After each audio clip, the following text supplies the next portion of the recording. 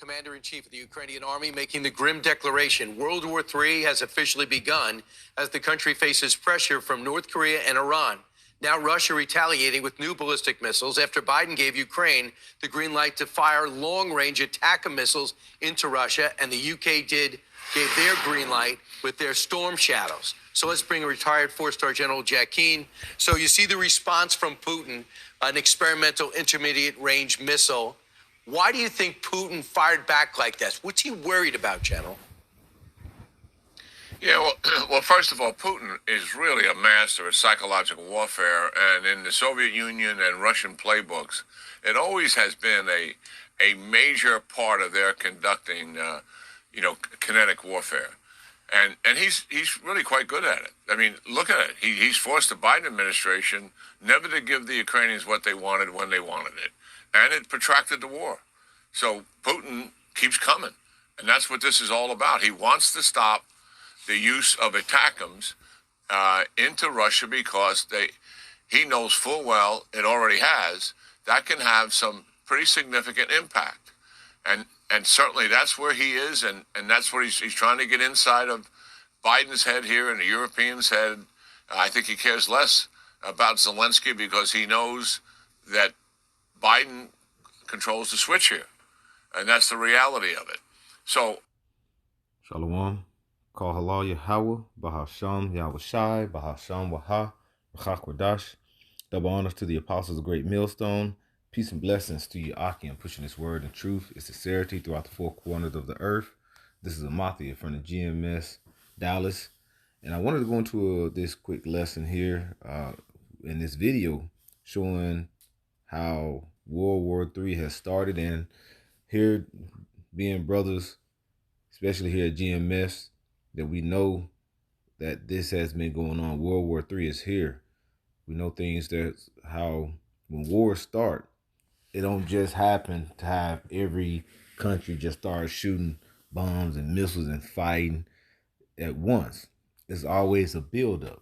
When you go and look at history in the World War I, you look at history in the World War II, this is how things transpired. It's transpired by starting off with certain countries and their allies constantly added on to what became an all-out mass world war. Now this war right here is going to be the war of all wars, as they say. It was a saying, I believe, Albert Einstein. He said World War III will be fought with missiles, basically with nukes. You know, I'm just roughly paraphrasing what he said, but he was like, but World War IV will be fought with sticks and stones. Why is that? Because it won't be nothing left. It's going to be all type of mayhem and destruction. Because these weapons they have today are way more stronger than that happened in World War II, going into Hiroshima and Nagasaki. All right. So, because Hiroshima and Nagasaki. in my mind, this is an experimental missile. I doubt they have any. I'm going to pull up a scripture here because during the time of Hiroshima and Nagasaki, they were atomic bombs, but now they have advanced those. All right, they're way more powerful. All right, way more powerful. And you got to think World War I, World War II, things became more and more advanced. All right, now this war is years past war, you know what I'm saying, than the other wars. Now we're finna see the major war that's gonna happen here now. All right, so I'm gonna go ahead and get this. This is Revelations 9 and verse 12. All right, it says, "One woe is past, and behold, there come two woes hereafter." All right, and when you see woe, it goes into destruction. Now we know woe is in this aspect is going to that war. All right, and spiritually discerning these scriptures, you understand that those woes are three woes here. All right, and we'll get that third woe as well, because it said it was one woe and then it was two woes hereafter, right? All right, because even the scriptures talk about the woes, you know what I'm saying? And this is what we're reading. All right, so now we have had the first war and the second war. Now the third war is about here. As we just read, one war is past and two wars coming. All right. Arsenal of it because it is experimental. They don't have much of it. And he's trying to use this as much leverage as he can to change the behavior of the United States and also Zelensky. He says the missile goes 2.5 miles per second. The world's current air defense cannot stop it, according to what we have. So that's the message he sent. So the former military commander in Ukraine writes this. Soldiers from North Korea are standing in front of Ukraine. Let's be honest. The Iranian Shahidi missiles are killing civilians, drones. It is obvious that Ukraine already has too many enemies. Went on to say this is a world war. You feel like this is a world war beginning? Well, I have some empathy for Saluzny, by the way, for our audience. You know, he used to be the chief of staff of all the forces in Ukraine. He's highly respected. But, you know, you're sitting where he is, you can understand his feelings about this. I mean, he's fighting Russia, and now another nation state has come into the war to assist in the overthrow of Ukraine. And the truth be known. See that? He said someone else has joined the war. All right, and then when you look at it, we had Russia, who was the war happened with Russia and Ukraine, and Russia has not used their main weapon. They've been using their smaller artillery because they don't want to destroy the actual land because that's their land. They want to actually utilize that land, you know, and they want to, I guess, somewhat keep some of the people within that land. Because all of them are, you know, you have some that's kinfolks to people in Russia, you know, because they're all Edomites, you know, a lot of them are Edomites, majority. But now we're seeing, I believe that was North Korea that sent troops over there. Then, like you said, you still have their backing with Iran, you know, and now, like you say, America has, and the reason they're up the artillery because Ukraine did. Why? By way of America. America sent more military artillery, or they basically, as you said, Biden gave them to go to use those. I believe they're free range missiles. You can kind of look it up. But now they are becoming more powerful. They can strike Russia. You know, they have more powerful artillery that's striking Russia now. So Russia got to up the ante on that. All right. So that's why they're saying now is we're in that world war, you know, which, like I say, it's already begun, but now they're really saying it publicly because they're using heavy artillery, and they're saying that because of America's putting in the old U.S.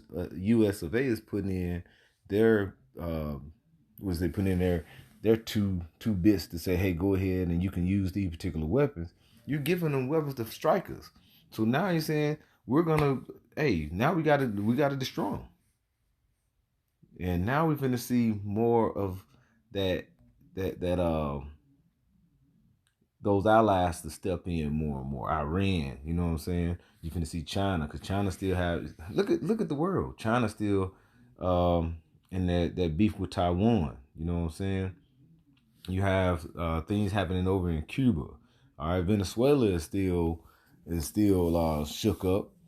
All these different places. All right, and then like you said, you have the NATO and the EU and the BRICS nations. Those are allies that are basically getting ready to start this war. All right, and what's the war? World War III. All right, as I mentioned with Albert Einstein, what did he say? I'm gonna pull it up here. Once they pull it up. He said the next war is going to be fought with sticks and stones after World War III. All right, what this war is going to be fought with. Let's pull it up here. This is Isaiah 9 in verse 5. It says, for every battle of the warrior is with confused noise. Because when you look at these different war movies and things like that, you have all type of chaos, a lot of screaming, swords clashing, clink, clink, clink, clink. That's how wars was fought. All right. But it says, and garments rolled in blood, because you have, like you say, a bloody battleground afterwards, because it's been a lot of swords, limbs cut off, people stabbed, cannonballs hitting people, but people exploding with the cannonballs. But look what's going to happen here. That's what say garments rolled in blood. But this shall be with burning and fuel of fire. So this is going to happen with burning and fuel of fire. That's what the nukes bring forth. That's what these different long-range missiles bring forth. All right, these drones that's going to be utilized. This is a very advanced war that's about to come and take place. All right. And then we know in verse 6 it goes into what? The coming of the Lord. Yahweh Bashem Yahweh Shai. Because this war is going to be the war of all wars. And it's going to usher in the Lord to come and bring forth and deliver this. Bring forth his vengeance and deliver the elect of Israel. All right. And I'm going to get one more here. I'm going to play this on out. This is Revelation 14 and I think it's verse. Oh, Salaki. Let me see here. Let me see. This is Revelation 14 and verse. Is it 9?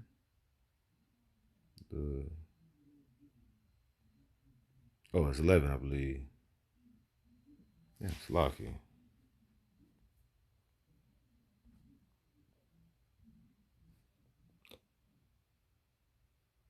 Oh, Salaki. It's 11. Revelations 11 and 14. Salakia. This is Revelations 11 and 14. It says, the second woe is past, and behold, the third woe cometh quickly. This is what we're about to see now. All right, this third woe that's coming quickly. All right. This is what we're going to see here. This is what the stage has been set for. All the escalation talk has all been about the United States giving the green light to Ukraine to use ATACMS and moving in mines. The real escalation is there's another nation fighting on the ground inside of Ukraine, inside of Russia, attempting to push the Ukrainian forces out of it. That's significant. He looks in the Middle East and he sees Russia's ally also, who started a war there, Iran, and Iran is a tangible provider of assistance. So from his perspective, that indeed may be the case. From our perspective, no. But I do believe we are in a pre-war era. I've said that many times. China, Russia, Iran, North Korea are seriously cooperating together. And they clearly want to change the United States leadership in the world with like-minded democracies. That's why they've been so aggressive and so assertive these last three or 4 years. And German intelligence actually publicized recently. I was amazed that they put this in a public domain, and I was gratified that they do. And I suspect our intelligence agencies feel much the same, but I have no knowledge of that. The reality. I can quickly say, see, this is what they're looking to do is do away with America, all right, rulership, their power. And they want to come and bring forth their power. Now, we know this is going to bring forth the end of the petrodollar. It's going to bring forth these different digital currencies. And now the countries are looking to who's going to be the forefront of that. But this is all going to come to an end because what's about to happen? Now, what do we say about to happen when this fuel of fire is going to be brought forth? Let me get it one more time, because everybody looking to see who up next. But we're saying we're up next, the elect of Israel, Yahweh Bashem Yahweh Shai, Yahweh Shai being our big brother, and then it's going to be Israel turn, all right? But like I say, the 2/3 got to be brought low here, and then they're going to be brought back to through the king, through the loins of the elect. This is Isaiah 9 and verse 5 and 6. It says, for every battle of the warrior is with confused noise, and garments rolled in blood, but this shall be with burning of fuel of fire. For unto us a child is born, unto us a son is given, and the government shall be upon his shoulders, and his name shall be called Wonderful, Counselor, the Mighty Power, the Everlasting Father, the Prince of Peace. And that's going into Yahweh Shai. All right. Verse 7, of the increase of his government and peace there shall be no end. So once we gain rulership, you know what I'm saying? Once as it said in Sirach 10:8, all right, unrighteous through unrighteous dealing, riches gotten by deceit, the kingdom should be translated from one to another. This next translation to the kingdom of heaven, all right, with Yahweh Shai sitting on the throne of David, it's not going to be no end. So it's not going to be who's up next after that. It's going to be a forever kingdom. All right. And it says, upon the throne of David and upon his kingdom, to order it and to establish it with judgment and with justice from henceforth, even forever. The zeal of the Lord of hosts will perform this. All right. Let's read verse 8. The Lord sent a word to Jacob, and it has light upon Israel. Hey, so we're lightened by this, all right? And we know who's the light, all right? And who's the right hand of Yahweh. That's Yahweh Shai. So this is what's coming, bro. Let's go ahead and just finish this out. Reality is they said that Russia fully intends, after the Ukraine is finished with, to expand into Europe. And all the European nations know that. And certainly I think our country knows that. I know that as well. So yes, we're in a pre-war era. There's already 2 wars in our geographical key areas, the Middle East and Europe, and President Xi is threatening war, obviously, in the Indo-Pacific region. The incoming administration, given President Trump's strong views in the past and what he has done to confront adversaries, I believe all of these adversaries are reassessing as a result of the election that took place in the United States. And then I believe when President Trump comes forward and his team and they can begin with policy formulation, that will be another moment for them to see if they have to change the path, the very aggressive path that they're on. Right. Hey, so we're seeing, as the prophecies that we read about, that our apostles on down has spoken to us, and we've received it through the Spirit Yahweh Bashem Yahweh Shai. We're seeing these things transpire, and we knowing what's up next. All right, we only got a few prophecies as far as, like, say, the MOT to the B is going to be formed through also Jacob's trouble. Then we having WW3. Then the kingdom of heaven, so let's go. Call law Yahweh Bashem Yahweh Shai. We have to be spiritually prepping for what's to come, and how we spiritually prep through prayer, without ceasing, through these scriptures, to constantly study, meditating upon these scriptures, all right, being brotherly to help support one another, to help build one another up, all right, and enjoy the ride to the kingdom of heaven. So with that, call halal Yahweh Bashem Yahweh Shai. Double honors to the apostles of Great Millstone. Peace and blessings to Yakin pushing his word in truth and sincerity. Shalom.